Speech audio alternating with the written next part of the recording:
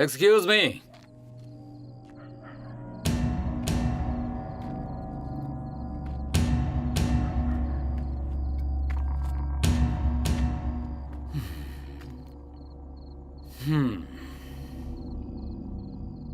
तेरे पास लाइटर है क्या? नहीं है। अगर लाइटर नहीं है तो इसमें इतना बुरा मानने वाली क्या बात है? कोई बात नहीं, मेरे पास है। अरे कहाँ जा रही हो? अब आ ही गई हो तो थोड़ा नाच गाना हो जाए। ऐसे पार्टी छोड़ के मत जाओ, अभी तो मजा आना शुरू हुआ है। छोड़ो मुझे। अरे क्या भाई, थोड़ा कस के पकड़। कम ऑन डार्लिंग, थोड़ा ठुमके उमके दिखा। मैंने कहा छोड़ो। क्या कहा? छोड़ो उसे।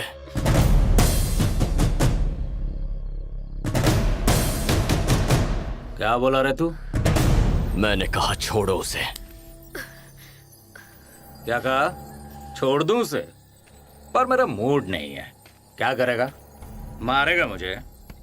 तू क्या इसका भाई है या फिर बॉयफ्रेंड है? बोलना। मैं उसे नहीं जानता, लेकिन अगर तुम लोगों ने उसे हाथ भी लगाया तो छोड़ूंगा नहीं। हाँ? हाँ? जोक मारता है, शाना बनता है।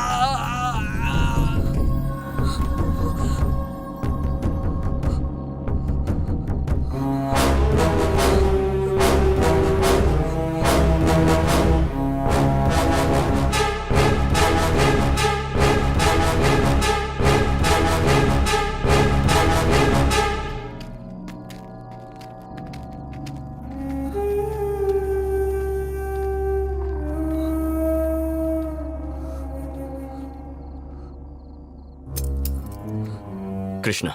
सिरिशा। ओह अच्छा, तुम भी इसी गांव के हो? हाँ। What a coincidence. तुम करते क्या हो?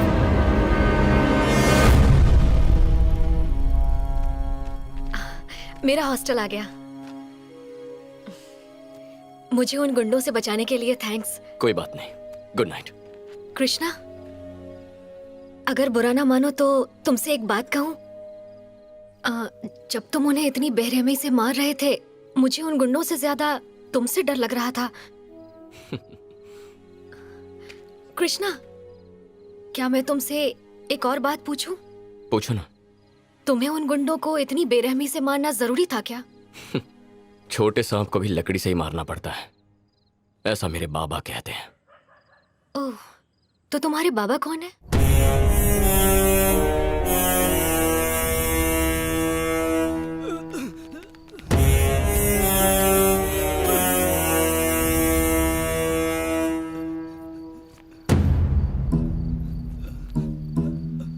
दादा,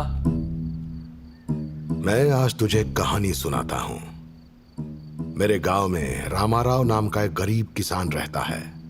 अपनी बेटी की शादी की चिंता थी उसे, तो उसने शंकर राव नाम के एक शिक्षक के साथ उसकी शादी करवाई। दहेज में अपने दामाद को 2 एकड़ जमीन भी दे दी। लेकिन शादी के बाद शंकर राव ने अपना असली रूप दिखाया। अपनी बीवी पेट से है ये भी नहीं सोचा उसने। हर रोज वो उसे मारता था और ज्यादा दहेज की मांग करता था। उसने अपने ससुर रामाराव को भी मारा। तो ये थी अब तक की कहानी। शंकर राव, मैं चाहूं तो इसी वक्त तुझे जान से मार सकता हूं, लेकिन तेरी बीवी और होने वाले बच्चे की जिंदगी तबाह हो जाएगी। इसलिए तुझे जान से नहीं मारूंगा। बहुत सोच विचार के बाद इसका एक हल मिल गया है मुझे।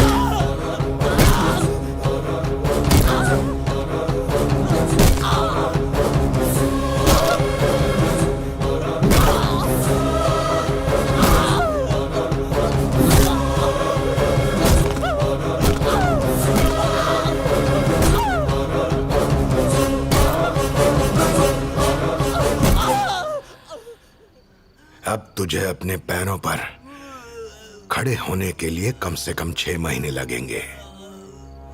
इस हालत में भी तुम्हारी बीवी तुम्हारा ख्याल रखने में कोई कसर नहीं छोड़ेगी।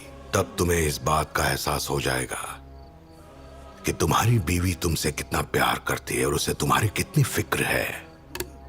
ले जाओ इसे।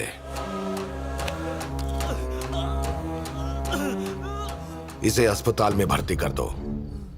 अब 6 महीने के लिए ये तो कुछ कमा नहीं पाएगा। मैं ख्याल रखूंगा इसके परिवार का। ले जाओ। रुक जाओ शंकर राव। ठीक होने के बाद भी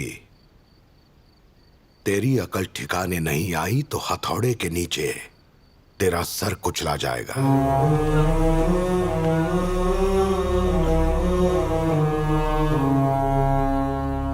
रामाराव जी, मुझे यकीन है कि आपका दामाद जल्दी सही रास्ते पर चलेगा।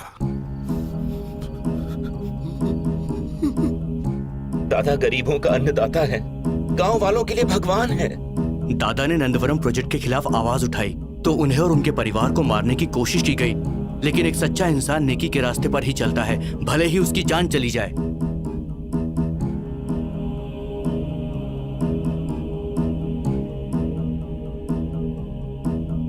दादा की पॉपुलैरिटी बढ़ने की वजह से दिन ब दिन हम तो बर्बाद ही हुए जा रहे हैं। और तो और, अगर दादा नंदवरम प्रोजेक्ट के खिलाफ आवाज उठाते हैं तो हमारा तो नामो निशान मिट जाएगा। इसी टेंशन की वजह से हम सब ने बॉस के साथ मिलकर दादा को खत्म कर डालने का प्लान बना लिया है। तुम तीनों में से कोई एक गद्दार है जिसने ये खबर लीक की है, ऐसा इसका कहना है। और एक बात बता दूं, ऐसे मामलों में केआर कभी भी गलत नहीं होता है, ऐसा मुझे लगता है। जिस बंदे तक खबर पहुंचाई है वो बंदा खबर लीक करने वाले से ज्यादा खतरनाक है, इसलिए केआर पहले ही उससे निपट चुका है। लेकिन अगर हमने खबर लीक करने वाले को माफ कर दिया तो वो ये गलती दोबारा कर सकता है, इसलिए माफ करने का तो कोई सवाल ही नहीं उठता। बॉस ने केआर से ये कहा है कि वो खबरी तुम में से कोई भी एक हो सकता है, या 2 भी हो सकते हैं, या तीनों भी हो सकते हैं। तुम में से जो गुनहगार नहीं है बचेगा वो भी नहीं।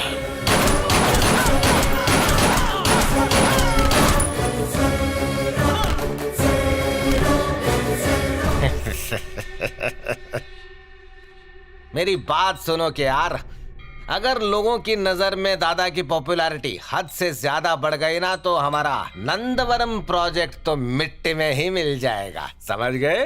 फिर तो हमें जल्दी कुछ करना पड़ेगा भैया। अच्छा, अगर तुमने बताया नहीं होता तो हम तो हाथ पर हाथ धरे बैठे रहते। ये मजाक करने का वक्त नहीं है। ऐसे मुश्किल वक्त में भलाई इसी में है कि छाछ भी फूंक फूंक कर पी जाए, क्योंकि बॉस चाहते हैं हम सही समय का इंतजार करें।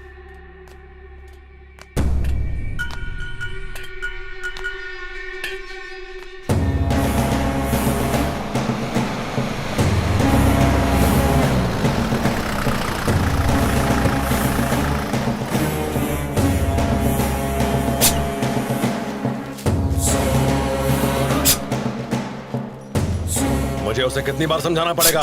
अगर नहीं माना तो जान से जाएगा।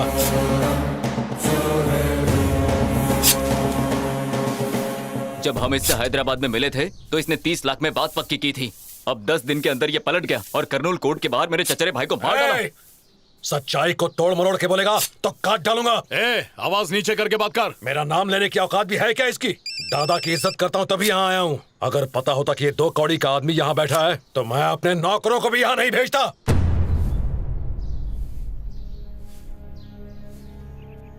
सुनो, इनके लिए कॉफी लेकर आओ।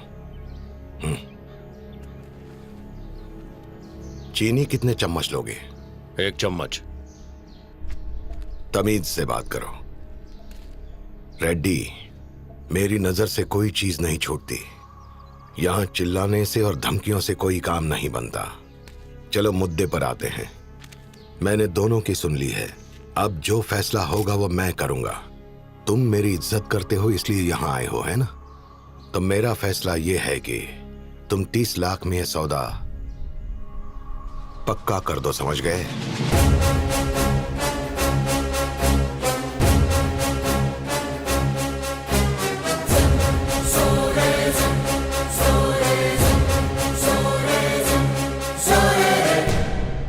अब साइन ना करके मुझे बेइज्जत करोगे तो मुझे बहुत बुरा लगेगा, और जो मुझे बेइज्जत करता है उसे मैं दुश्मन मानता हूं जिंदगी भर के लिए।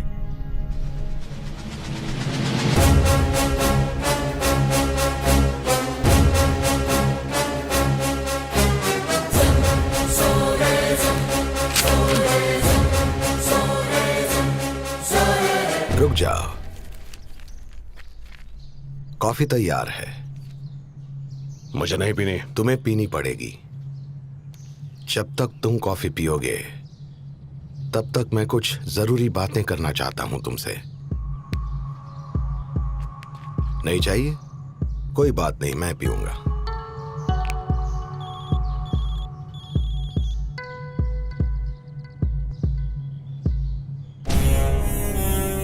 तुम बैकअप प्लान बनाकर आए थे क्योंकि तुम्हें डर था मैं कोंडाया की तरफदारी करूंगा।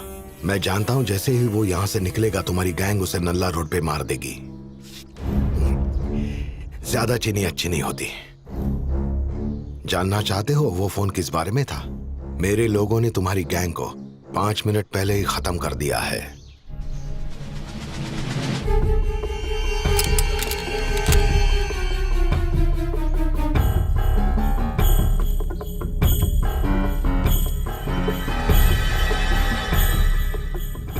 दादा, मुझसे गलती हो गई। मैं वाकई आपकी इज्जत करता हूं। हालात की वजह से मैं घबरा गया था। वादा करता हूं मैं कभी इसे परेशान नहीं करूंगा। चलता हूं। ठहरो, तुम्हें जाने नहीं दे सकता। अभी तो तुम डर के मारे भाग रहे हो, लेकिन जल्द ही तुम्हारा यह डर बदले की आग के रूप में बदल जाएगा और तुम कोंडैया की नहीं मेरी जान लोगे। इसलिए कहता हूं कि गुस्सा सेहत के लिए बहुत हानिकारक होता है, और तुमने वही किया। इसलिए तुम्हें मारना जरूरी है।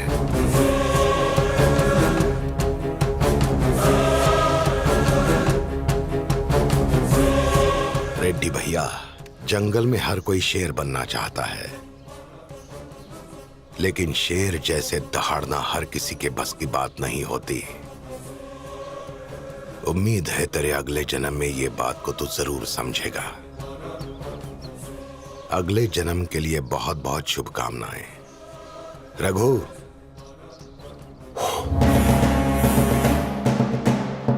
देखो मरते समय वो ज्यादा शोर न मचाए। मेरा पोता अंदर सो रहा है।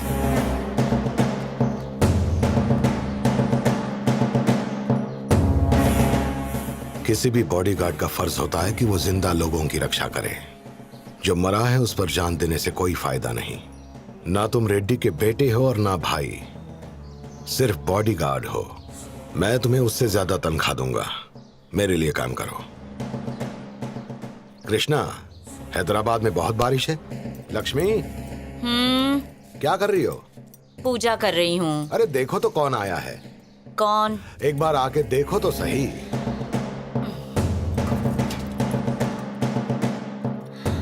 कृष्णा,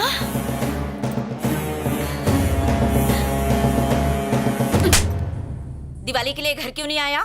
घर से दूर गया तो हमें भूल ही गया है ना? अरे उसने कहा तो था कि उसके एग्जाम्स हैं, इसके लिए स्टडी में बिजी होगा वो। सवाल मैंने अपने बेटे से पूछा है, आप बीच में मत बोलिए। अरे मैं जानता हूँ उसका जवाब क्या होगा, इसलिए मैंने बोल दिया। क्या फर्क पड़ता है? भूख आपको लगेगी, खाना इसे दूंगी। हर बार इसकी तरफदारी करना बंद कर दीजिए। बात खत्म।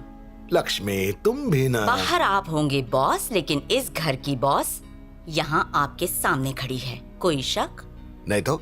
Okay boss. यहाँ क्यों खड़ा है? जा जल्दी जाके हाथ मुंह धो के आ, साथ मिलकर खाना खाएंगे। बाहर तो मैं शेर हूँ, लेकिन इसके सामने न जाने मुझे क्या हो जाता है। आप ही के लाड़ प्यार ने इन्हें बिगाड़ा है बाबा। बिल्ली शेर पर भारी पड़ रही है। क्या खुसुर फुसुर चल रही है? खुसुर फुसुर और तुम्हारी परमिशन के बिना कैसे हो सकती है बॉस? Sorry sorry.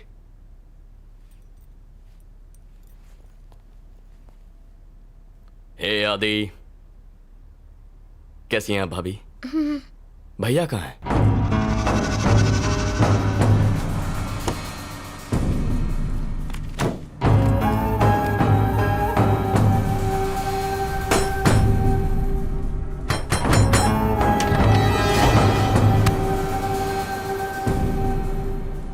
ए, भूषण, तुम यहाँ पर क्यों आए हो? ए, तू मेरे हाथ पैर तोड़ देगा अगर मैंने तेरी बहन को आंख उठा के देखा तो? यही बोला था ना? अगर यहीं तेरी आंखों के सामने मैं उसे बेइज्जत करूं तो तू क्या करेगा? मैंने आज तक अपनी माँ की डांट नहीं सुनी। तुझे क्या लगा था तुझ जैसे टुच्चे आदमी की धमकी से मैं डर जाऊंगा क्या? कहाँ है तेरी बहन? भैया, भैया, ए, चल। छोड़ो।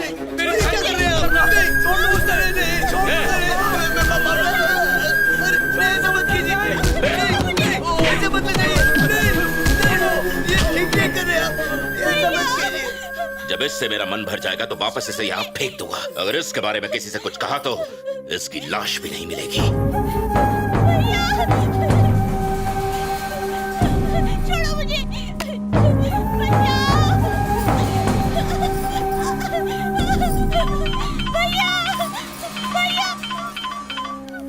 हाँ माँ। सुन, कृष्णा आ गया हैदराबाद से। तू कब आ रहा है? मैं भी बिजी हूँ माँ, बाद में आता हूँ। मेरी थियरी कहती है कि ऐसा इंसान जिसे जो लड़की पसंद आए उसे वो उठा लेता है। उसे लड़की का लालच क्या देना। समझदार को समझाने के लिए समझदारी, लेकिन मूर्ख को समझाने के लिए दुगनी समझदारी चाहिए। जो कहना है साफ साफ कहो। मैं भूषण को बोतल में उतारने की कोशिश कर रहा हूँ। अगर हम भटकते हुए को राह दिखाएं तो उसे बहुत मदद मिलेगी।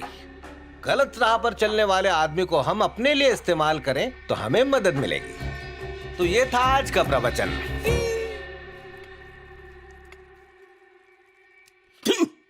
क्या वाहियात खाना बनाया है। एक काम भी ठीक से करना नहीं जानती तू। बहुत ही बड़ी गलती कर दी मैंने तुझसे शादी करके। ए, कोई अपनी बीवी से ऐसे बात करता है क्या? हमने यही सिखाया है? तो मुझे जो ठीक लगता है वो भी मैं ना कहूं? क्या लगता क्या है तुझे? बोल। क्यों रे, हम सबसे ऊपर है क्या तू? हमने भी तो यही खाया। हमें तो यह खाना वाहियात नहीं लगा। हाँ? और सुन, अगर शिकायत करनी ही है तो प्यार से कर सकते थे, बुरा भला बोल के नहीं। मुझे बस इसी तरह से बात करना आता है। दांत तोड़ दूंगा अगर नहीं सुधरा तो। लगता है अब तुझे मेरे तरीके से समझाना ही पड़ेगा, नहीं तो नहीं सुधरेगा तू। अच्छा बता, रेड्डी के सेटलमेंट के लिए तू ही गया था ना? तुझे पता था वो मामला मैं सुलझा रहा था, तू बीच में क्यों पड़ा? बोल। नहीं जानता था कि आप वो मामला संभाल रहे हैं। तो मुझे पूछ सकता था ना। मैं बच्चा नहीं हूं जो आपसे हर चीज पूछूं। मुंह फोड़ दूंगा तेरा। ये क्या? लक्ष्मी, तुझे पता होना चाहिए कब बोलना चाहिए और कब चुप रहना चाहिए।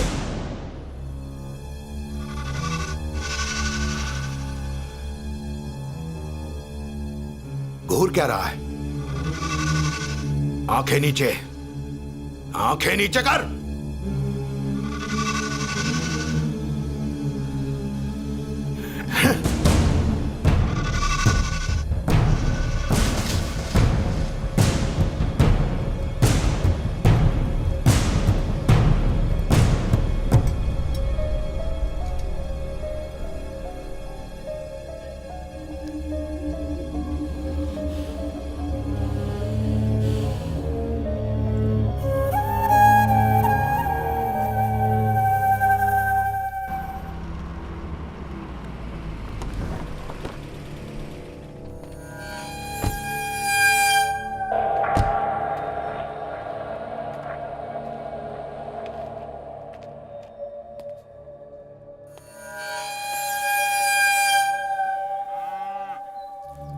दादा, एसपी गोगिन आया है।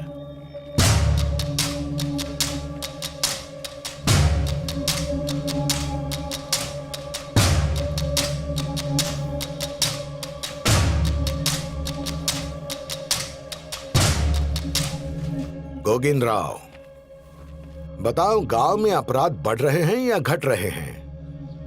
मैं कुछ समझा नहीं। अगर बढ़ रहे हैं तो तुम अपना काम ठीक से नहीं कर रहे हो, और अगर घट रहे हैं तो तुम्हारी कोई जरूरत नहीं।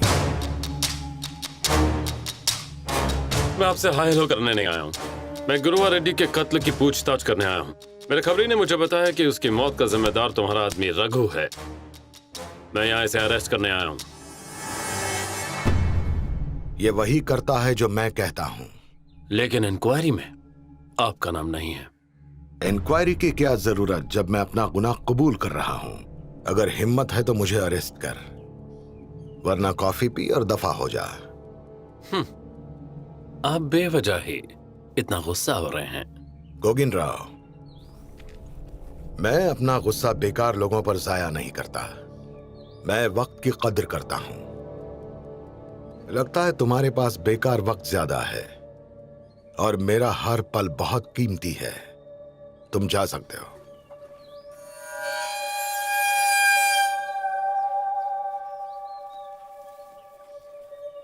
जल्दी मिलेंगे। कभी नहीं।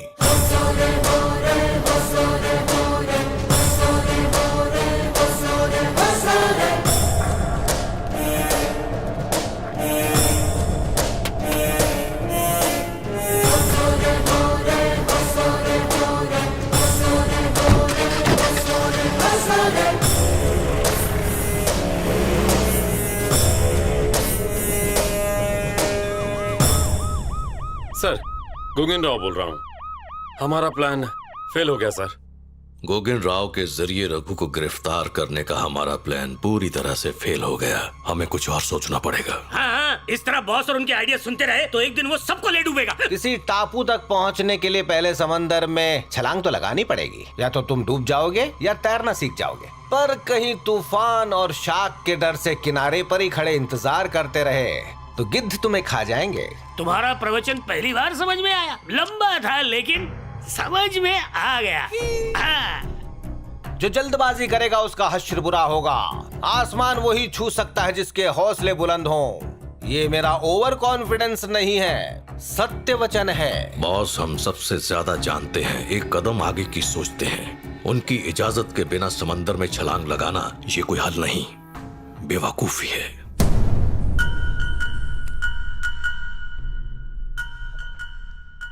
लोगों को लगता है बाबा गुंडे हैं, पर यह सच नहीं है। वो सच्चे और भले लोगों का साथ देते हैं तो लोगों को वो सख्त लगते हैं। बस यही है। उनका मानना है कि सही और गलत ना भगवान तय करते हैं और ना हमारा कानून। उसका फैसला आदमी के चरित्र और उसके इरादों से होता है। जो भी हो, मेरे बाबा ऐसे ही हैं। जो उन्हें सही लगता है वही करते हैं। जो लोग उन्हें समझते नहीं, उन्हें लगता है बाबा बुरे हैं।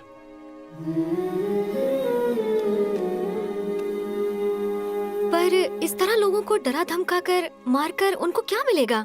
आग के बदले आग। इस तरह किसी भी समस्या का हल नहीं होता। दरअसल बाबा को भी यही लगता है। कहते हैं एक आंख के बदले एक आंख नहीं, एक आंख के बदले दो आंखें। मतलब? अगर दुश्मन हमारी एक आंख पर वार करे तो उसकी दोनों आंखों पर वार करो। ये गलत है। अगर एक आंख बचेगी तभी आने वाले खतरों पर नजर रख पाएंगे।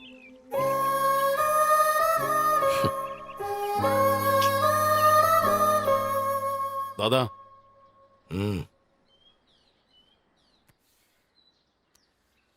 वो बात ये है कि... बोलो भी, बात क्या है? कोई झूठ बोलने की कोशिश कर रहे हो? नहीं, झूठ क्यों बोलूंगा? तो जबान क्यों लड़खड़ा रही है? दादा, आप गवराजू को तो जानते हैं ना? कौन गवराजू? वही जिसने आप पर हमला किया था और आपने उसका खेल खत्म कर दिया था। हाँ, उसका क्या? दादा, मुझे पता चला है कि कृष्णा उसकी बेटी से प्यार करता है। बाबा, मैं जानता हूं कि गवराजू कैसा आदमी था। ये भी जानता हूं कि हमारी उनके खानदान से दुश्मनी है। इसके बावजूद अगर उसकी बेटी से प्यार करता हूं तो जरा सोचिए कि वो कितनी अच्छी होगी। माना कि वो अच्छी लड़की है, पर जिस दिन से हमने उसके बाप को मारा है उसका भाई गायब है। क्या वो डर कर भाग गया है, या बदला लेने की साजिश कर रहा है, या हमारे दुश्मनों के साथ मिल गया है? तीनों में से कुछ भी हो सकता है। कृष्णा, रायलसीमा को खून खराबे का श्राप है। यहां पर लड़ाई कभी खत्म नहीं होती। पीढ़ी दर पीढ़ी ये दुश्मनी चलती ही रहेगी। पर शिरीषा और मुझे लगता है कि ये दुश्मनी अब खत्म करनी चाहिए। बाबा, आपको मजबूरन उसके पिताजी को मारना पड़ा, ये जानकर भी वो सब भुलाने को तैयार है। सोचिए मुझसे कितना प्यार करती होगी। उसे नहीं पता उसका भाई कहाँ है, क्या कर रहा है, लेकिन मुझे उस पर पूरा भरोसा है। बाबा, बाबा याद है आप ही हमेशा कहा करते थे, नफरत अक्सर लोगों में दूरियां बढ़ाती है और सिर्फ प्यार उन्हें करीब लाता है। सुनो, मैं कभी किसी की निजी जिंदगी में दखल अंदाजी नहीं करता, कभी नहीं। खासकर उनकी जिन पर मुझे पूरा भरोसा है। मैं जानता हूं तुमने यह फैसला सोच समझ कर ही लिया होगा। तुम क्रिकेट खेलते वक्त भी इसी तरह सोचते थे, या तो आउट हो जाओगे या सिक्सर मारोगे। मैं भी इसी तरह सोचता हूं। ज्यादातर लोग सिर्फ बॉल रोकते हैं क्योंकि उन्हें सिर्फ आउट होने का डर होता है। तुम उनमें से नहीं हो। मुझे गर्व है।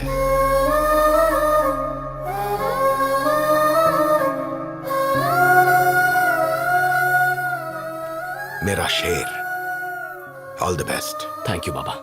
पितृदेवो भवा, ये सिर्फ और सिर्फ कहने की बातें हैं। तेरे बाप ने तेरे लिए कुछ भी नहीं किया, बल्कि तू तो उसके लिए एक बोझ है। तो वो भला तेरा अच्छी तरह से लालन पालन कैसे करता? तेरा भविष्य तो अब हमेशा अंधेरे में ही रहने वाला है। इसलिए एक बात कहूं, अपने बेकार बाप के बारे में सोचकर अपना वक्त जाया मत कर। अरे तेरे बाप के लिए तो तेरा होना या ना होना बराबर ही है। मेरा मतलब समझ रहे हो ना? इंसान को तो जानवर की तरह रहना चाहिए। जब उनका मन करता है खाते हैं, जब मन करता है सो जाते हैं। इंसान तो अपने नियमों के चक्रव्यूह में फंसा हुआ है, जिससे वो कभी निकल नहीं पाता, उसमें ही फंसा रहता है। ए वेदम, इतना घुमा फिरा के मत बोल, सीधे सीधे मुद्दे पे आ और ये बता, इस प्रोजेक्ट से मुझे क्या फायदा होगा? फायदा तब होगा जब वो राक्षस तेरे बाप का पीछा छोड़ेगा। कौन राक्षस? सुन, तेरा बाप लोगों की भलाई सोचने वाले एक राक्षस के वश में है। अब मेरे वेद पुराण तो मुझे यही कहते हैं कि पितृदेवो भव पुराना है, अब पितृ राक्षसो भव ही आज की दुनिया में सही है। इस बला से पीछा छूटा तो तेरे प्रगति के द्वार खुल जाएंगे। तू भी खुश रहेगा और तेरी जेब भी खुश रहेगी।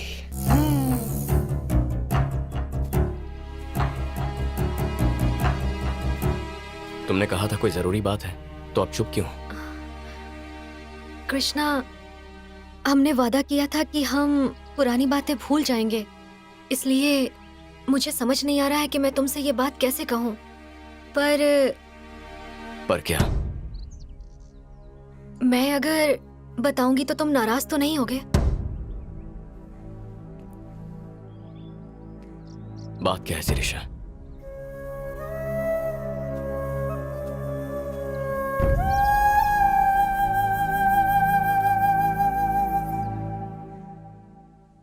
तुम्हारा भाई लता के घर में जबरदस्ती घुस गया और उसके परिवार को बहुत मारा भी।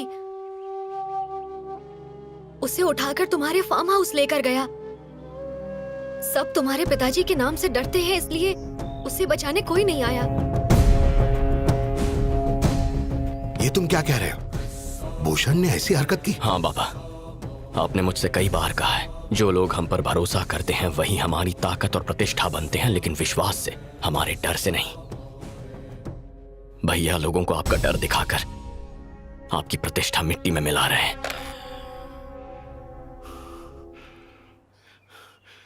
गजा, गाड़ी निकालो मेरी।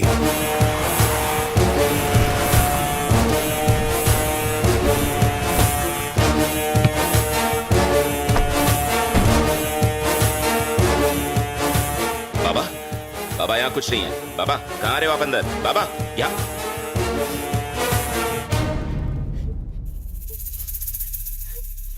बेटी, जो भी हुआ मैं उसके लिए माफी चाहता हूं। हो सके तो माफ कर देना। ए, इसे सही सलामत इसके घर छोड़ाओ। ठीक है दादा।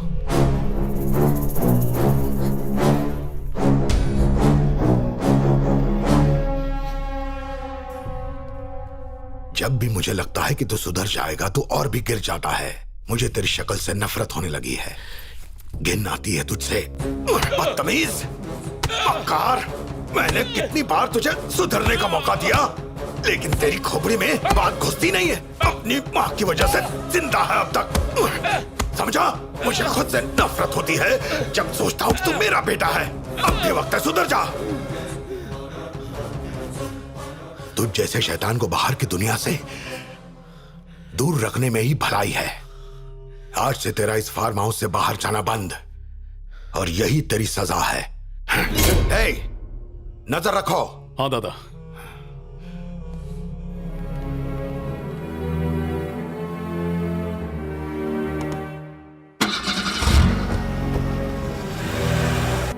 तूने ही मेरे बाप को यहाँ के बारे में सब कुछ बताया ना? याद रख, मैं तो अपने बाप को बहला फुसला के मना लूंगा। तेरा क्या होगा तू सोच ले। तेरे टुकड़े करके चील कौओं को न खिला दिया तो मेरा नाम बदल देना। जी भाई, एक बात ध्यान से सुन लो। हम सब दादा के लिए काम करते हैं, उनके बेटे के लिए नहीं। हम सिर्फ उनका हुक्म मानेंगे और किसी का नहीं। समझ गए? जी भाई।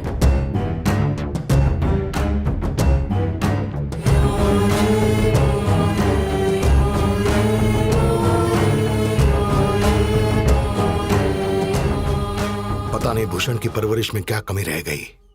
मैंने तुम दोनों को उतने ही प्यार से बड़ा किया है, फिर वो एक दरिंदा कैसे बन गया?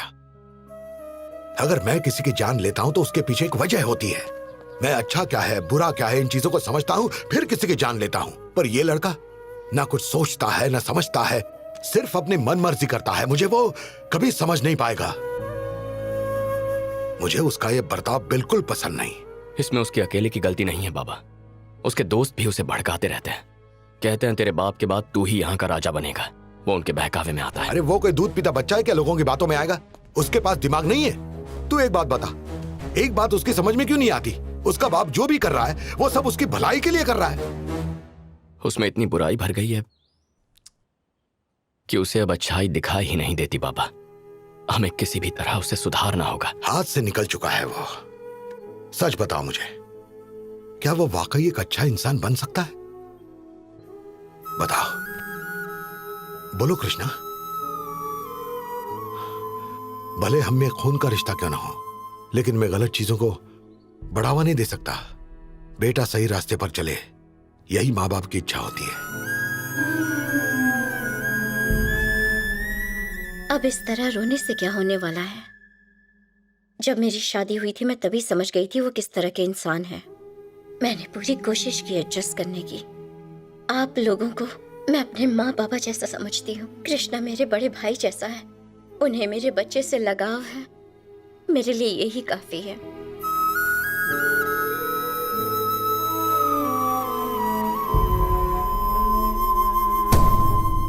सर, मैं समझ गया सर। लोहा गर्म है, हथौड़ा मार देना चाहिए। ये मौका बहुत अच्छा है।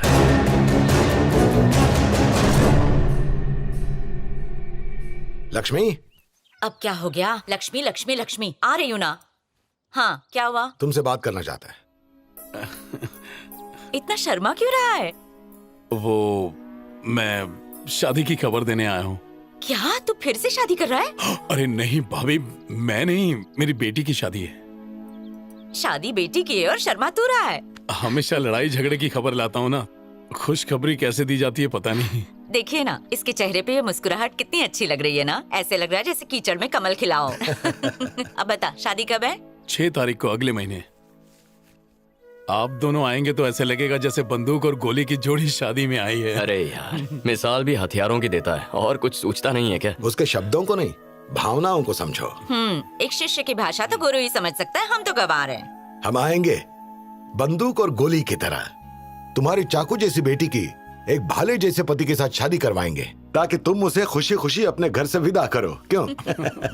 कृष्णा, मुझे तुमसे मिले अभी कुछ ही महीने हुए हैं, फिर भी ऐसा लगता है जैसे मैं तुम्हें कई जन्मों से जानती हूँ। तुम भले ही मुझसे ज्यादा बात ना करो, लेकिन मैं तुम्हारे दिल की हर बात सुन लेती हूँ। जब तुम साथ होते हो तो मैं सारी दुनिया को भूल जाती हूँ। जब तुम पास नहीं होते तो सिर्फ तुम्हारे बारे में सोचती हूँ। तुम्हारे बिना मैं जी नहीं सकती। मेरे लिए तुम मेरे सब कुछ हो। मेरे लिए भी। सच्ची?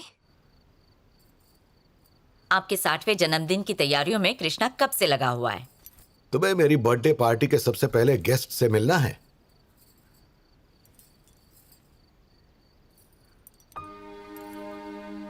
मेरा प्यार है ये, क्योंकि एक ही है। हाँ, सिर्फ एक से एक मिलाओ तो 2 हो जाते हैं, और अगर एक में से एक निकालो तो 0, और 1 गुणा 1 ही होता है। ये रायल सीमा का गणित है। मतलब? मैं गुणा मेरे दुश्मन मतलब 1। आप और आपका अजीब सा हिसाब। मुझे सीधा सा जवाब दीजिए। ये कितनी है? 5।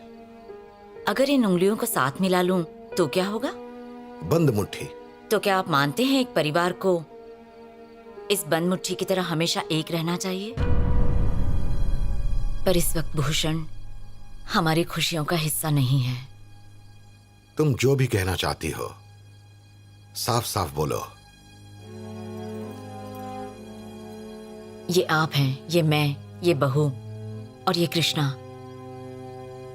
60वां जन्मदिन भूषण के बिना मनाएंगे?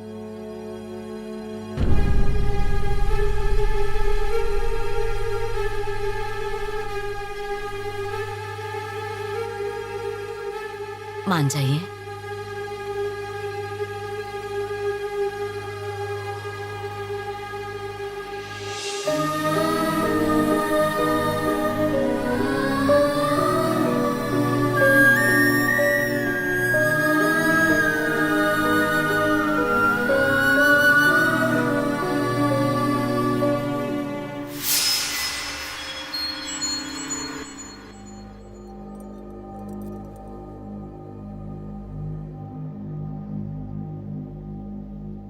क्या है ये सब?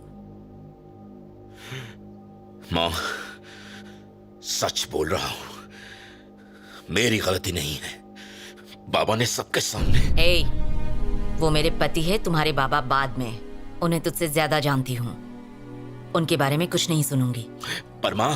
चुप। एक ही बात बार बार दोहराने से कोई फायदा नहीं। तुझे इस हाल में नहीं देख सकती। जो हुआ भूल जा। अच्छा लगेगा अगर तू घर चलेगा।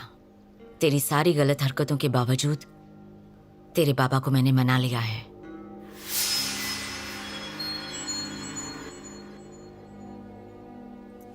उन्होंने तुझे माफ कर दिया है। उनका 60वां जन्मदिन है, तुझे आना है।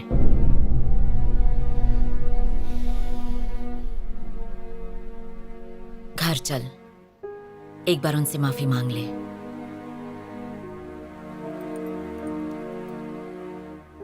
मेरी खातिर।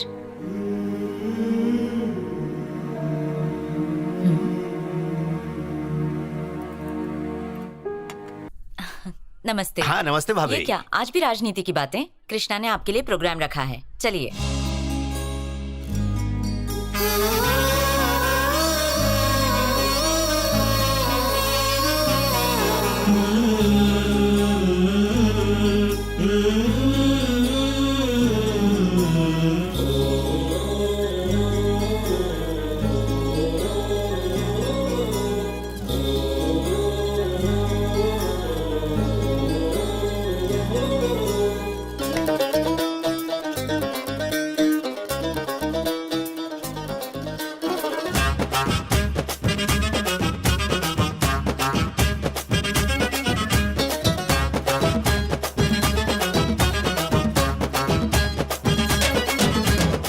गलत को खड़े रहकर देखना नहीं चाहिए, बल्कि हमें भी उसका हिस्सा बनना चाहिए। ये मेरी अपनी राय है। हमें भूषण से दूर रहना चाहिए। दादा का राज दुलारा मेरा मतलब दादा के जिगर के टुकड़े को शामिल नहीं करना चाहिए। ठीक है, भूषण को छोड़ दो, पर दादा को रोकने के प्लान का क्या हुआ? और हमारे बॉस वहाँ कहते रहते हैं कि राइट टाइम का इंतजार करो, हैं? अरे इसी तरह अगर इंतजार करते रहे तो हम लोग रास्ते में ना आ जाए। तुम बिल्कुल ठीक कह रहे हो। हमारी अगली चाल चलने के बजाय हम यहाँ बैठकर मक्खियाँ मार रहे हैं और वो कहीं आराम से बैठकर मजे किया जा रहा है। मानता हूँ मजे भी करने चाहिए। तो फिर हम देर क्यों कर रहे हैं? टेंशन मत लो, बॉस ने कहा है कि यही सही वक्त है हमारे लिए इस मुसीबत से छुटकारा पाने का। पर एक बात याद रहे, दूर से बॉम्ब्स या गोलियों से काम खत्म नहीं करना है। शांति से उसे उठा कर ले आओ और छोटे छोटे टुकड़े करो उसके और चील कौओं को डाल दो। समझ गया। गोलियों या बम से एक ही बार में काम तमाम हो जाता है। उसे तो जितना तड़पा तड़पा कर मारेंगे, लोगों के मन में हमारी पॉपुलैरिटी उतनी ही ज्यादा बढ़ेगी। और ये है मेरी पब्लिसिटी पर थियरी।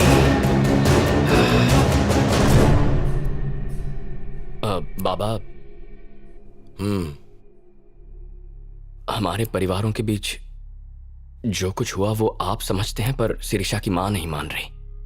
उन्हें हमारी दुश्मनी से डर लगता है। अगर आप उनसे एक बार मिल लें तो शायद वो समझ जाएंगे। आपकी इजाजत हो तो मैं उन्हें घर लेकर आऊंगा। एक मिनट, तुम तो जानते ही हो कि कल हम रघु की बेटी की शादी में जाने वाले हैं। वहां हम शिरीषा की मां से मिलेंगे, क्योंकि वो भी उसी गांव की है। माँ से आके मिलेंगे? हाँ। कृष्णा, मेरा भाई आया है, तुमसे बात करना चाहता है। तुम्हारा भाई?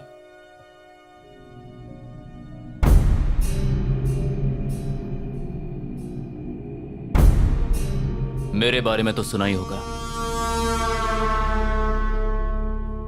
तुम्हारे बाबा ने मेरे बाबा की जान ली और इसलिए ये लड़ाई शुरू हुई। फिर मैंने तुम्हारे बाबा के दुश्मनों से हाथ मिला लिया। यहां तक कि मैंने भी तुम्हारे बाबा को मारने की कोशिश की, लेकिन मुझे बाद में पता चला कि मेरे बाबा को आखिर क्यों मारा गया था। मुझे एहसास हुआ कि मेरे बाबा गलत थे और तुम्हारे बाबा सही थे। जब इसने मुझे बताया कि ये तुमसे प्यार करती है, दुश्मन होने के बावजूद तुम्हारे बाबा इसे अपने घर की बहू बनाने के लिए तैयार है, यह बात सुनकर मैं शर्मिंदा हो गया। इसलिए आज मैं तुमसे एक बहुत ही जरूरी बात कहने आया हूं। आज तक मैं तुम्हारे दुश्मनों के साथ मिला हुआ था, इसलिए सिर्फ मुझे यह बात पता है। बात क्या है? रघु की बेटी की शादी में जाते वक्त दादा पर हमला करने का प्लान बनाया है। ओह माय गॉड, शादी तो आज ही है।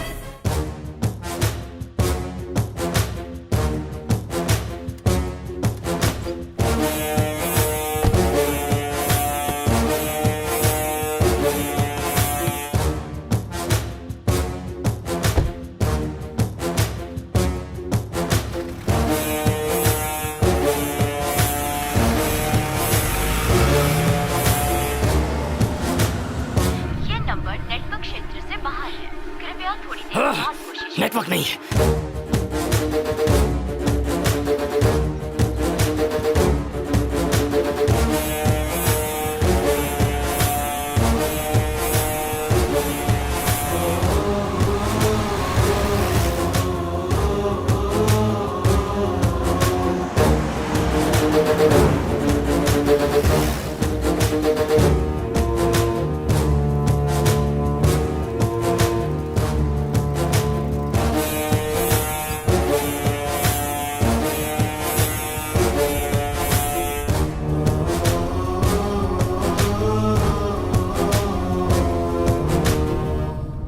कृष्णा को कब से फोन लगा रहा हूं, नेटवर्क का प्रॉब्लम है।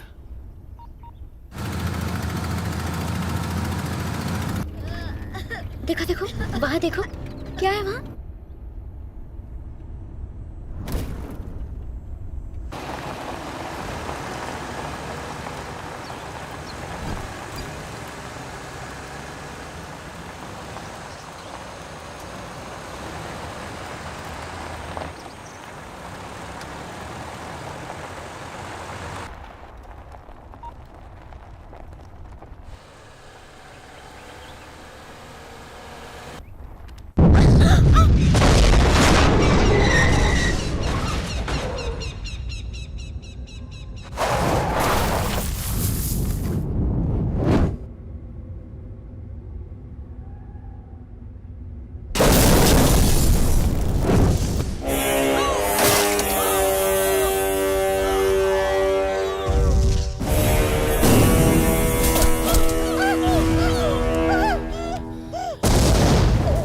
लक्ष्मी, वो मुझे मारने के लिए आए हैं। अगर तुम मेरे साथ होगी तो तुम्हें भी मार डालेंगे। मैं निकलता हूँ। नहीं, मुझे छोड़कर मत लक्ष्मी, मेरी बात सुनो, तुम यहीं रुको।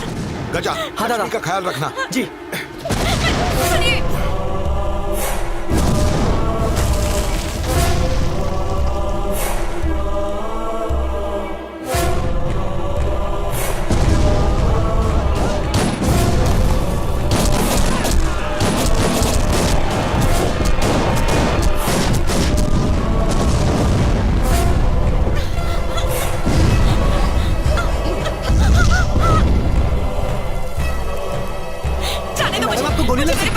आप अंदर बैठिए।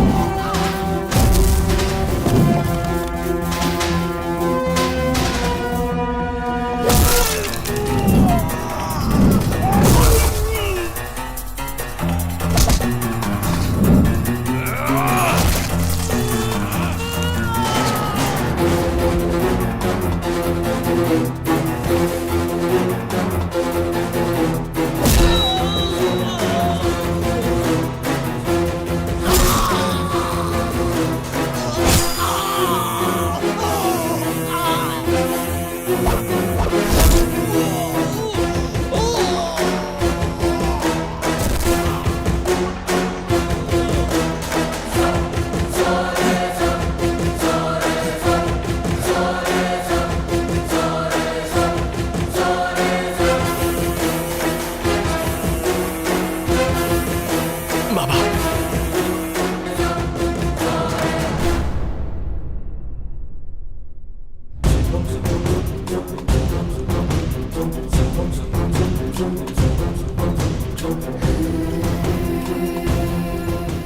जब दादा अपनी पार्टी के एक सदस्य रघु की बेटी की शादी में शामिल होने जा रहे थे तो उन पर कुछ अज्ञात लोगों ने हमला कर दिया।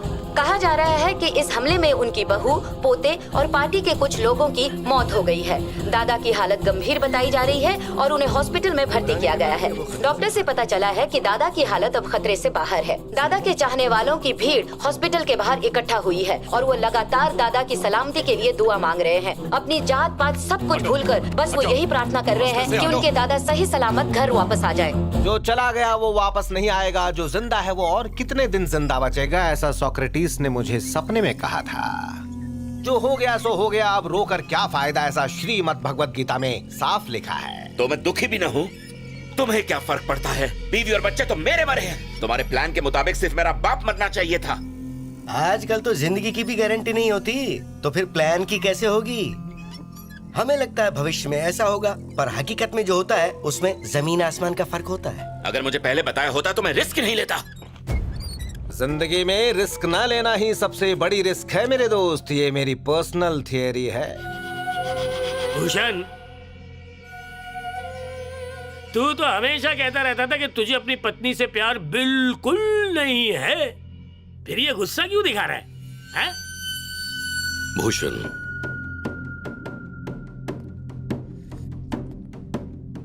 दुनिया में लड़कियों की कमी नहीं है। दोबारा शादी करो, एक और बीवी मिल जाएगी। अगर तुम्हारी तकदीर में हुआ तो एक और बच्चा भी हो जाएगा।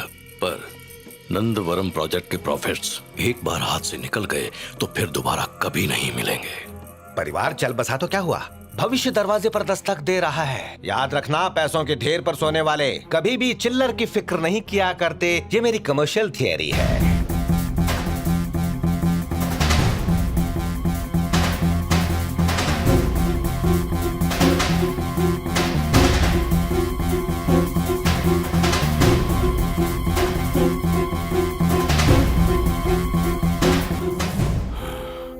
भगवत गीता में लिखा है, होनी को कोई नहीं टाल सकता, कोई अपनी किस्मत बदल नहीं सकता। लक्ष्मी, जो हुआ उसके लिए अपने आप को सजा देना बंद करो। हमें फिर से एकजुट होकर खुशी खुशी जीना सीखना होगा। लक्ष्मी, मैंने सोच लिया। क्या? जानती हूँ खुशियां वापस कैसे आएंगी।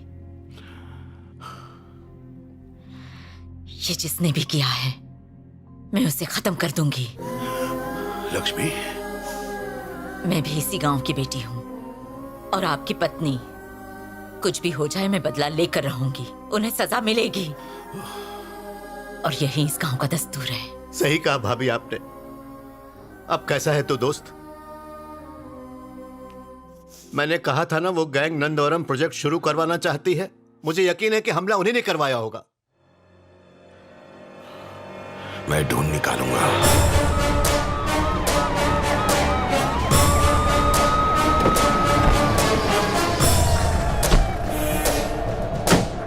बेटा फिक्र मत करो, हम उनका पता लगा लेंगे। जी सबको बाहर निकालो। सबको यहाँ से बाहर निकालो अभी। चलो देखते हैं।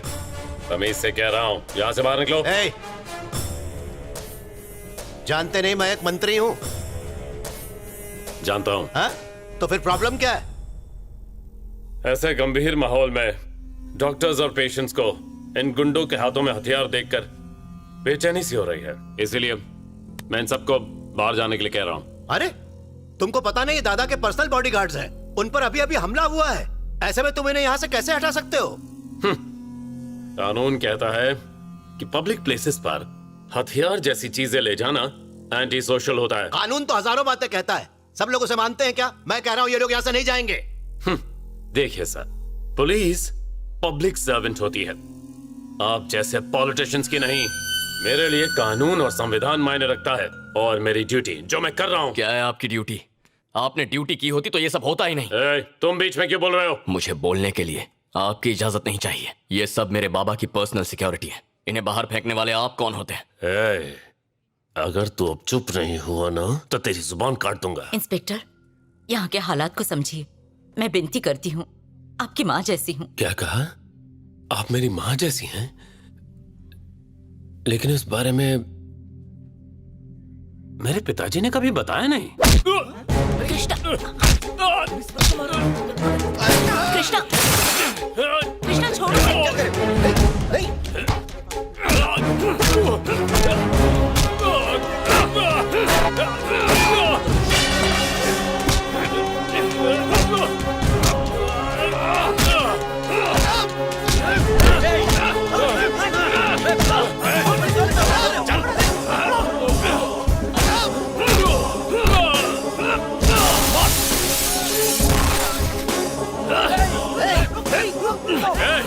एक ऑन ड्यूटी पुलिस ऑफिसर पर हाथ उठाता है। Arrest him, arrest him, arrest him, arrest him. छोड़ो, छोड़ो उसे। मैं मंत्री हूँ, मेरी बात चलेगी। मैं सारे टीवी चैनल्स पर ये खबर दे दूंगा कि एक मिनिस्टर ने एक पुलिस ऑफिसर को अपना काम नहीं करने दिया। ये फ्रैक्चर है या सिर्फ सूजन है भाई?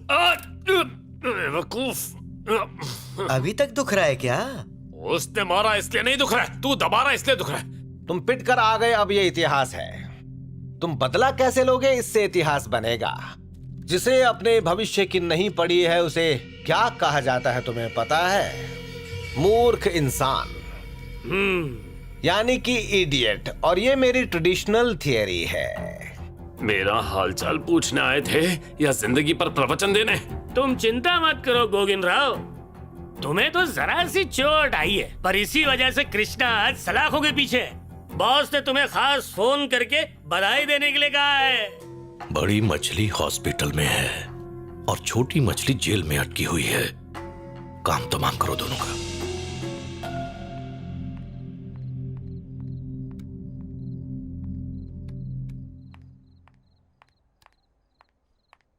एक्सक्यूज मी, मेरा नाम सिरिशा है। मुझे कृष्णा से कुछ बात करनी है। प्लीज, क्या मैं उससे मिल सकती हूँ?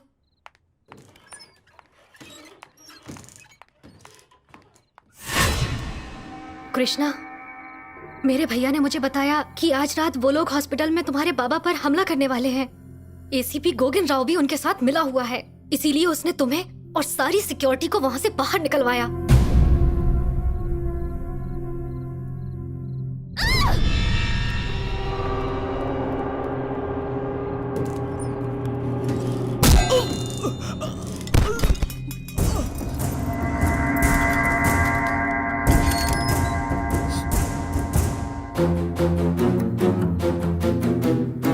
मुझे ये नौकरी तुम्हारे बाबा की वजह से मिली है। तुम जाओ, मैं यहां संभाल लूंगा।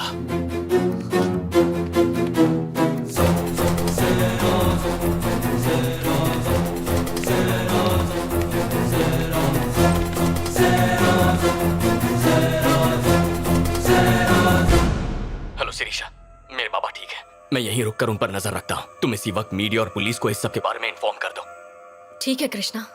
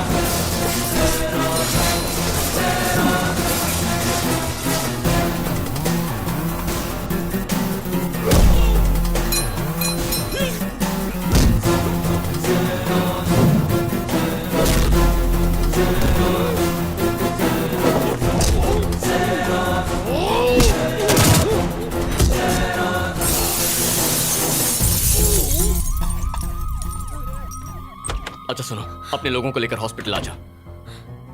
बिल्कुल मत घबराओ माँ, मीडिया और पुलिस यहाँ आ चुकी है। उनके रहते बाबा पर हमला नहीं होगा। मुझे अब जाना होगा। कृष्णा, बाबा अभी जाकर आनंद राव से मिलो। उसे जरूर पता होगा इस सब के पीछे कौन है। ठीक है बाबा। वॉच, तुम्हें अभी तक नहीं पता चला कृष्णा कहाँ गया? नहीं सर, हम कोशिश कर रहे हैं, लेकिन वो उसे ढूंढने के लिए 4 से 5 टीम्स को काम पर लगा दो। ऐसे कहाँ जा सकता है? यहीं कहीं होगा। ढूंढो उसे जल्दी।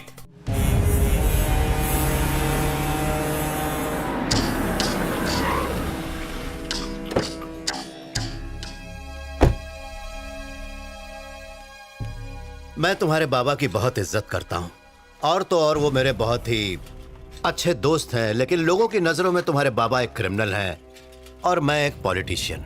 इसीलिए तुम्हारे बाबा ने मुझे ये जो सब कुछ चल रहा है उससे हमेशा मुझे दूर रखा, और यही वजह है कि मैंने मीडिया और पब्लिक के सामने कुछ नहीं कहा। एनीवे, मेरे सूत्रों के अनुसार कंफर्म्ड इंफॉर्मेशन है कि सब के पीछे एक आरके नाम के आदमी का हाथ है। आरके? तुम जानते हो क्या उसे? नहीं, मैं नहीं जानता। अपने बाबा से पूछो, उन्हें पता होगा। मैं तुम्हें अपडेट करूंगा अगर मुझे कुछ भी पता चला तो। Thank you uncle.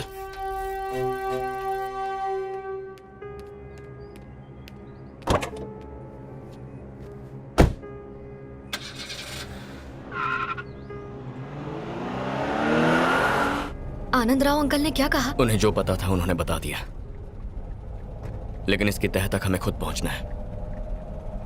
तुम्हारे भाई से बात करके देखते हैं, शायद उसे कुछ पता।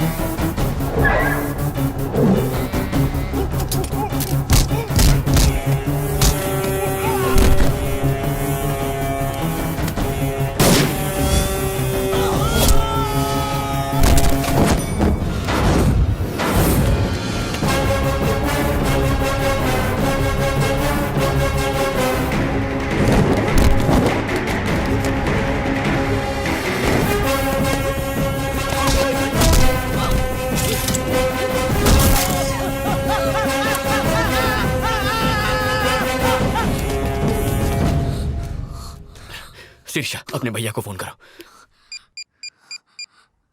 हेलो भैया। हेलो। आनंद राव ने कहा कि इस सब के पीछे कोई आर के नाम का आदमी है। तुम किसी आर के को जानते हो? आर के? लेकिन मैं केआर नाम के एक आदमी को जानता हूँ। केआर?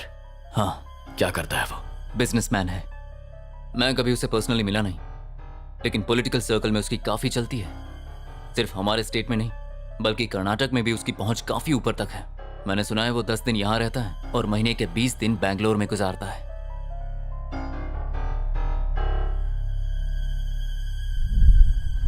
जिस दिन तेरे बाप ने तुझे उन भाड़े के टट्टुओं के सामने पीटा था ना, उसी दिन से तेरी औकात जीरो हो गई थी, जीरो।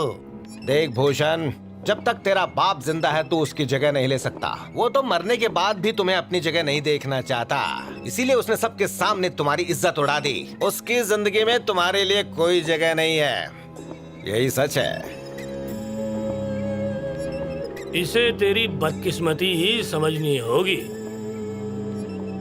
जो तू उसका बेटा है, और तेरी खुशकिस्मती कि तुझे हमारे जैसे दोस्त मिले। हमारा निशाना 2 बार चुका है, पर इसका मतलब ये नहीं कि तुम्हारा बाप बच जाएगा। उसकी मौत तो निश्चित है। वो एक दिन में आ सकती है, 1 हफ्ते में या 1 महीने में, पर अगर तू ठान लेगा आज के आज आ सकती है। हिम्मत से काम ले और जिगरा रख। अभी हालात ऐसे हैं भूषण कि हम लोग हॉस्पिटल के अंदर नहीं जा सकते। अगर तू हॉस्पिटल में अपने बाप का काम तमाम कर देता है तो उसी के साथ हमारी सारी प्रॉब्लम्स भी खत्म हो जाएंगी। तू हमारा आदमी है। अगर तूने इस प्रोजेक्ट में हमारी मदद की तो हम सब के सब माला माल हो जाएंगे और अपने बाप की जगह तू ले लेगा। करोड़पति बनने का मौका बार बार नहीं मिलता भाई।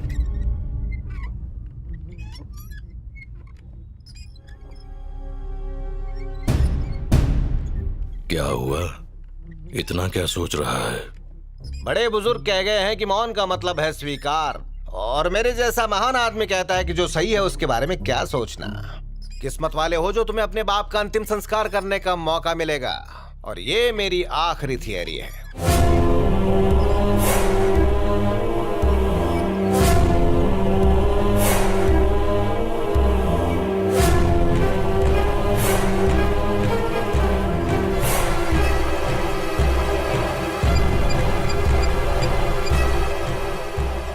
हेलो, आते वक्त मार्केट से थोड़े संतरे ले आना।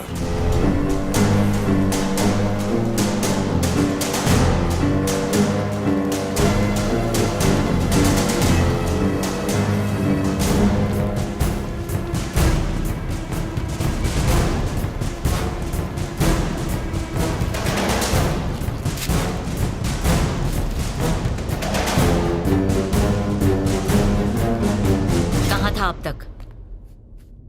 जरूरी काम से बाहर गया था। कुछ दिन अकेले बाहर मत निकलना। हमारे दुश्मन हम पर किसी भी वक्त हमला कर सकते हैं। मेरा कोई दुश्मन नहीं है, और अगर है भी तो सिर्फ इनकी वजह से। जो भी हो, दुश्मन दुश्मन होता है। तुम्हें सावधान रहना होगा। बेटा, मेरी बात मान लो। कहीं भी बाहर जाना हो तो रघु को अपने साथ में लेकर जाना। रघु? उसकी बेटी की शादी में जा रहे थे तभी ये हुआ। मेरा उससे कोई लेना देना नहीं है। रुक। जाने दो उसे लक्ष्मी। हम सिर्फ उन्हें जन्म दे सकते हैं, उनके विचार नहीं बदल सकते। पेशेंट को स्कैन के लिए लेकर जाना है।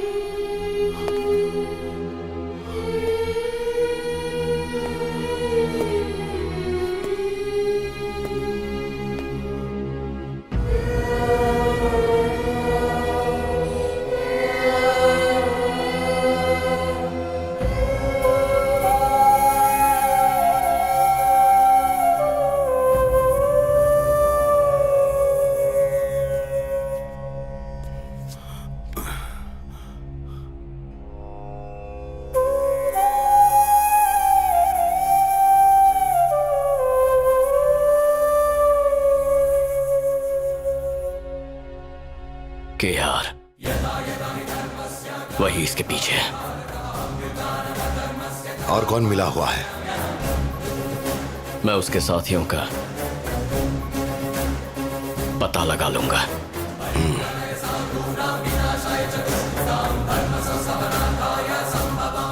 कैसे ढूंढोगे? वो मुझ पर छोड़िए, एक एक को ढूंढ निकालूंगा। किसी को भी मत छोड़ना। किसी और पे भी मुझे शक है। हाँ? कौन है वो? बाबा, फिलहाल आपकी हालत थोड़ी नाजुक है। हमें गुस्से में कोई कदम नहीं उठाना चाहिए।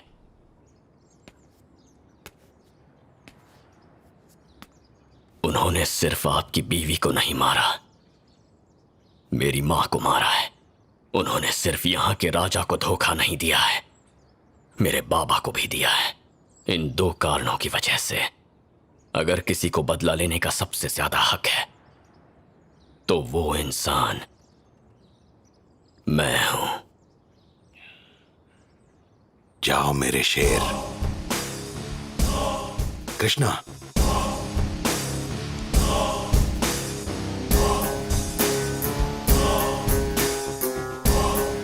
अपना ख्याल रखना बेटा। जाओ।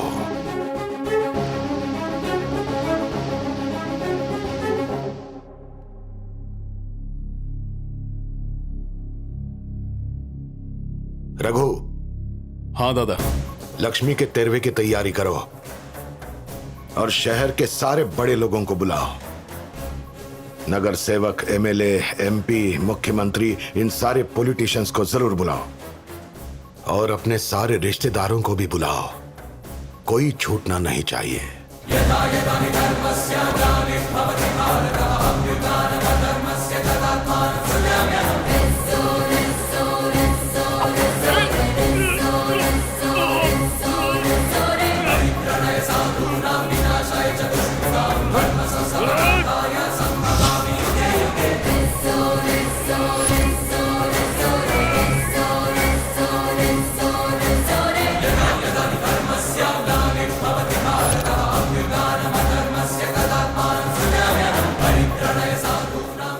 मैं तुझे केक इसलिए नहीं खिला रहा हूं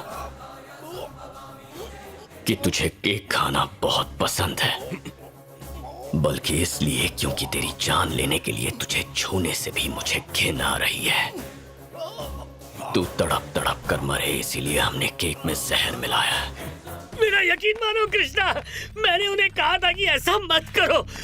मैंने बताया कि तुम्हारे बाबा कितने अच्छे आदमी हैं, पर केआर मेरी बात ही नहीं मान रहा था। यकीन करो। नहीं नहीं नहीं कृष्णा,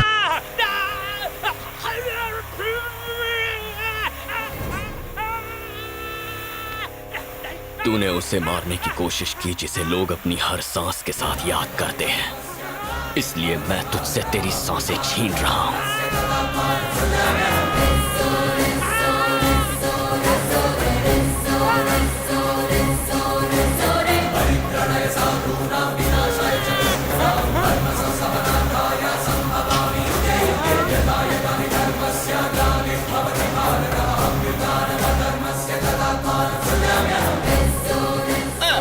कृष्णा, मैंने तुम्हारे बाबा का कभी बुरा नहीं चाहा। इस बार भी जो कुछ हुआ उसमें मेरा हाथ बिल्कुल नहीं था। अरे मेरी थियरी तो सुन लो तुम प्लीज। तुमने गॉडफादर फिल्म देखी है या नहीं? मार्लिन ब्रांडो उसमें कहता है कि बदला ही सब कुछ नहीं होता, और मेरा भी ऐसा ही सोचना है। पर तुम तो बदला ले रहे हो यार। अगर तुम और तुम्हारे बाबा को नंदवरम प्रोजेक्ट नहीं पसंद है तो हम वही काम करेंगे जो तुम दोनों को पसंद हो। हम तुम्हारे घर में झाड़ू मारेंगे, तुम्हारे जूते पॉलिश करेंगे। तुम हथौड़े से मारो या फिर चाकू से मारो, मेरी आत्मा वक्त पर ही शरीर छोड़ेगी। तुम कुछ नहीं बदल सकते, और ये मेरी क्रिमिनल थियरी। अगर तू सारे वेद पुराण जानता है तो ये कैसे भूल गया कि बुराई पर हमेशा अच्छाई की जीत होती है? तेरी थियरी तेरी तरह कमजोर है।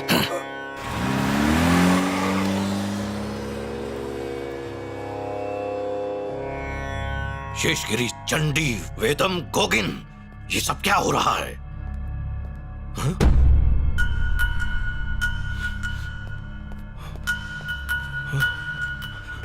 बाबा,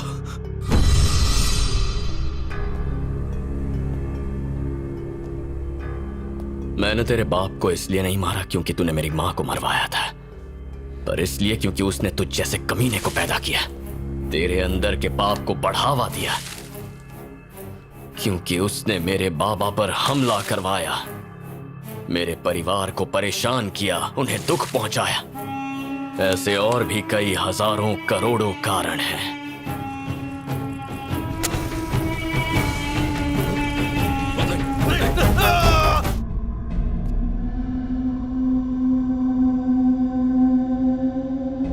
जिस दिन से मेरी आंखें खुली हैं, मैंने अपने बाबा में एक बहुत ही महान राजा देखा है, लेकिन अब मैंने गुंडों को उन पर हमला करते हुए देखा है। हॉस्पिटल में उनके शरीर पर चाकू के निशान देखे, उन्हें खून दिया जा रहा था, इतने कमजोर थे कि अपनी बीवी की जान नहीं बचा पाए। और इस सब की वजह है वो नंदवरम प्रोजेक्ट। वो इस प्रोजेक्ट को रोकना चाहते थे, अपने निजी फायदे के लिए नहीं बल्कि लोगों की भलाई के लिए। लेकिन कुछ लोगों के लिए वो कांटा बन चुके थे जिन्हें रास्ते से हटाना था। उस दिन जब हम सब शादी में जा रहे थे, तब हम कितने लोग थे, कब निकलेंगे, जाने का रास्ता क्या होगा। ये घर के किसी सदस्य ने उन्हें बता दिया। खुशकिस्मती से उस हमले से तो बाबा बच गए थे, लेकिन हॉस्पिटल में उन पर दोबारा हमला किया गया। मुझे पूरा यकीन है उस हमले के पीछे घर के ही किसी का हाथ था। हॉस्पिटल से 12 घंटों की सीसीटीवी फुटेज चेक करने के बाद मुझे पता चल गया कि उस दिन बाहर से सिर्फ तुम फल लेकर आए थे।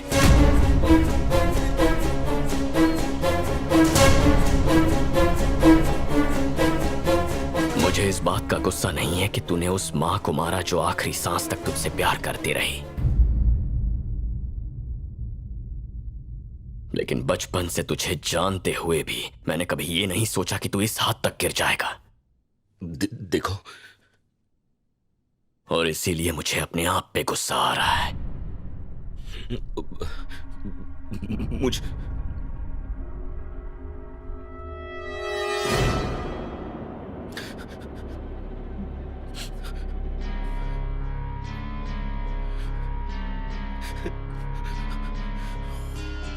मेरी नजर में तू बस एक गद्दार है, और किसी गद्दार का बस एक ही हश्र होना चाहिए।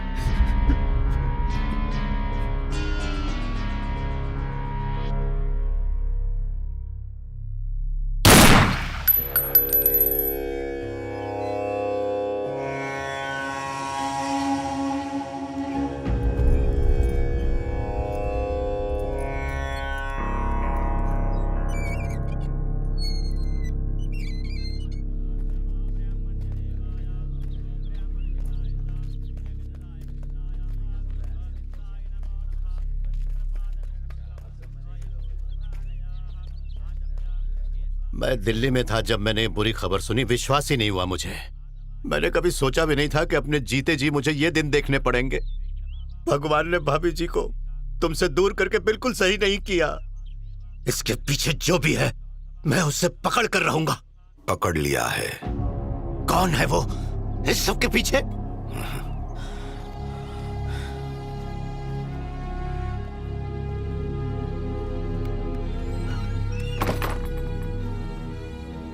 जो कोई भी इसके पीछे थे, कृष्णा उन्हें खत्म कर चुका है, सिवाय उस मास्टरमाइंड के।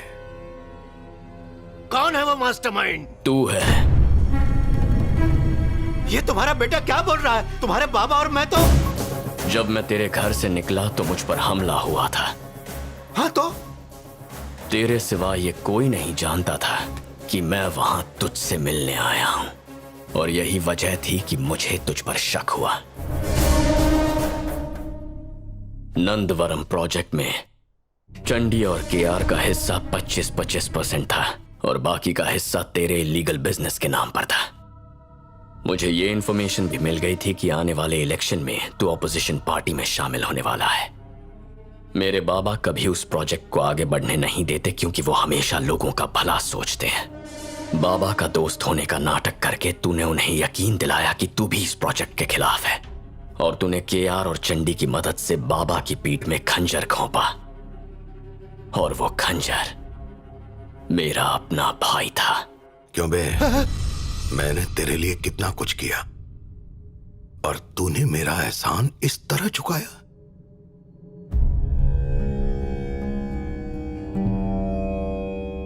मेरे बेटे की इच्छा थी कि इसमें जो भी शामिल हो उसे वह खुद अपने हाथों से मारेगा, पर मैंने उसे कहा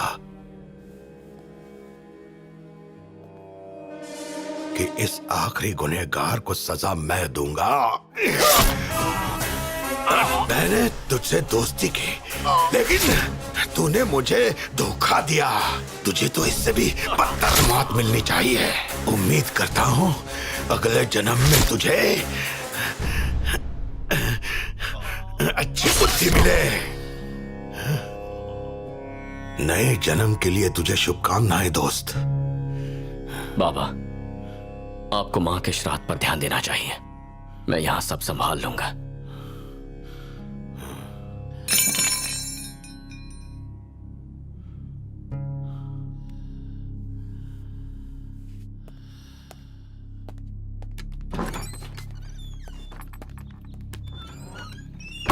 एक काम करो। हाँ भाई। इसकी कब्र इतनी गहरी खोदो कि सीधे पाताल पहुंच जाए। ठीक है भाई। इसके सारे बॉडीगार्ड्स को उस कमरे में इकट्ठा कर दो।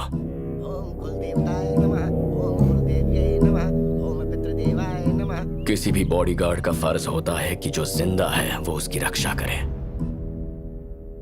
जो मरा है उसके लिए जान देकर कोई फायदा नहीं। ना तुम आनंद राव के बेटे हो ना उसके भाई, सिर्फ बॉडीगार्ड हो जो तनख्वाह लेकर काम करते थे। वो जितना देता था मैं उससे दुगना दूंगा। मेरे लिए काम करो।